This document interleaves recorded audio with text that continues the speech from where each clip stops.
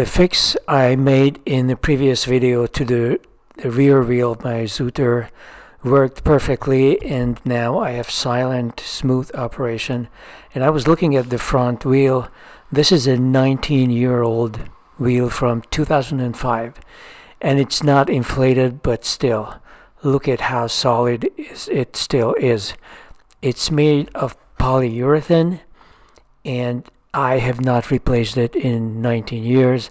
I have been riding this scooter like crazy. I still do, especially for short distances or during the cold weather. It just generates so much more body heat that I actually prefer it to the bicycle. So I tend to not ride the bike as much as I ride the scooter during the winter months. There are some holes and damage, but not bad overall. You can jump to the Zooter website from my shopping page, or you can just type in zooter.com and it's going to take you there. Roughly 2 decades ago, when my Zooter was purchased, a new wheel was $20. Now the price of it has gone up twice, and I think the dollar has actually lost even more of its value. But in any case, if you need a new tire, you have to get the whole wheel, and you might as well get the full package with everything included, because the price is almost the same as getting just the wheel with the bearings. I honestly don't think I'm going to need a new tire or tire wheel combination for another 2 decades, and we'll see about that later on. Now, I looked into polyurethane as far as the environmental impact is concerned. I think it's made entirely out of 100% petroleum derived plastics, but it can be made as a bioplastic from soybean or whatever, a variety of oils. I think anything you can make out of petroleum oil, you can also make out of a vegetable oil. So it's just the intention that hasn't been there, but maybe they are going to change it from now on.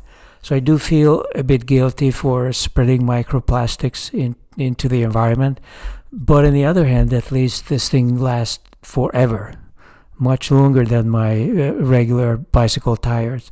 I went into the Schwalbe site to check out what they say about their environmental strategy.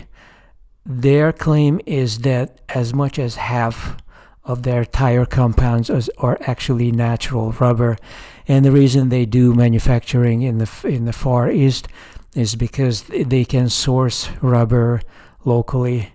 The rest of it, the other half, is anything but natural. I mean, everything.